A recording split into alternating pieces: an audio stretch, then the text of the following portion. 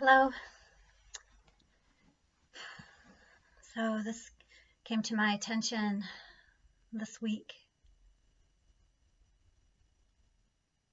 that interruptions are the birth of stories.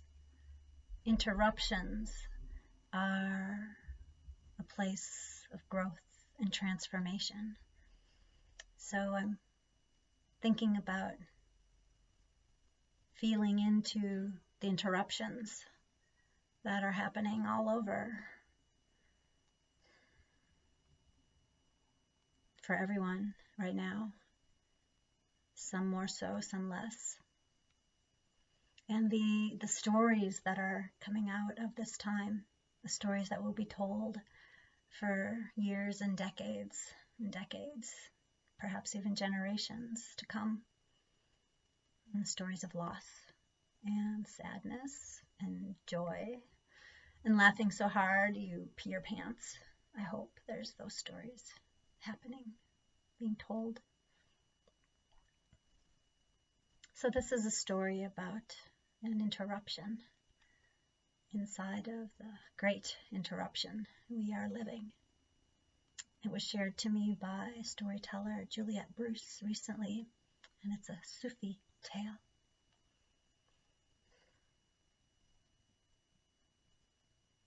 Deep inside the side of a great mountain, perhaps that mountain we are all leaning back into, whether we know it or not. But in the side of this mountain, just under the surface, there's a place where water seeps, and it seeps up, moving through the bedrock to the surface, soaking moss and gathering, pooling, until there is enough of it, it flows. It becomes a stream.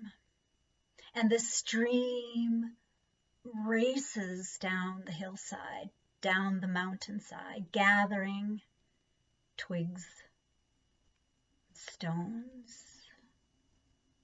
And the stream grows.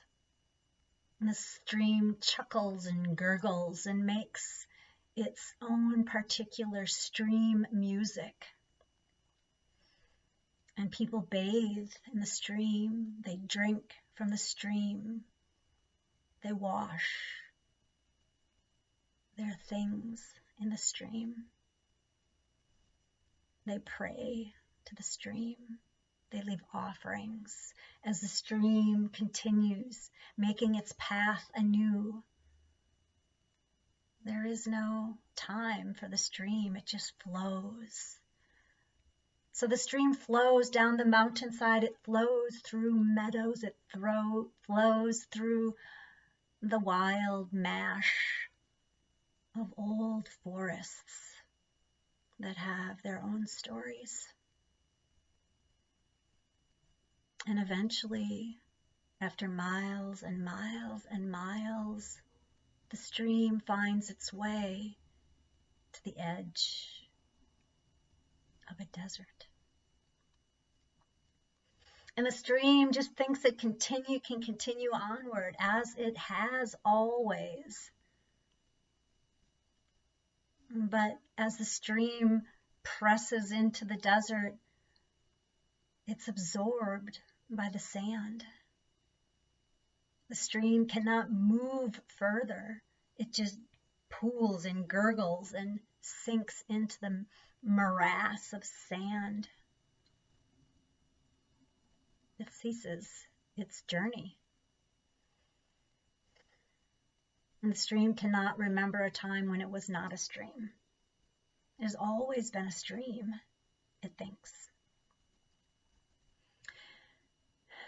Now the wind hears and sees the stream struggling to move itself, hurling itself, pushing itself, trying to cross the desert, not getting far at all. sees the quicksand of water and sand pooling. And the wind says, "Let me gather you up, and I will take you to a place where you can run free." But the stream says, "No, I'm not going to be gathered up. How will you gather me? I cannot be carried by the wind." But the wind says you can. And after, who knows, many attempts to move itself through the sand over the desert, the stream gives up. And it says, "Very well, I am too tired. Wind, take me." So the wind gathers up the stream, drop by drop, into a great mist. And it's scary because the stream no longer recognizes itself. And the wind carries the mist across the desert, and along the way, any accumulated leaves and branches and stones that have been in the stream fall away. A bird's wing, it all falls away. Even the songs that were sung to the stream. The very music of that stream falls away. And somewhere up there, being transported in the arms of the wind, crossing the desert, the mist remembers itself. The mist remembers its nature. Its nature is water, not just a stream. And it allows itself to be fully carried over. And the wind carries it across the desert. Days, weeks, months. And when the wind reaches another mountain peak, another mountainside, it releases all that moisture, all that wetness as rain. And the rain falls and it falls and it falls. And it pools in a little divot of land, of soil.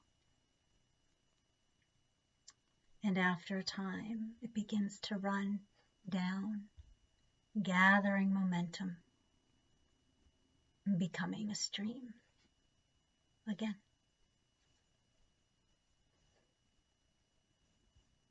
Thanks for listening. Be well.